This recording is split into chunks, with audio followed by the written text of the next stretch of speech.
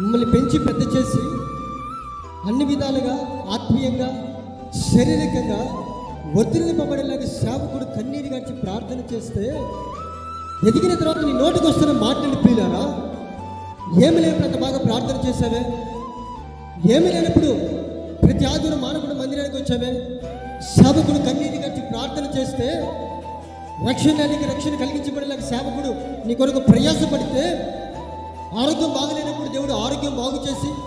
కుటుంబ సమస్యల మధ్య కుటుంబింటాడుతున్నప్పుడు దేవుడి సమస్యలను తొలగించి,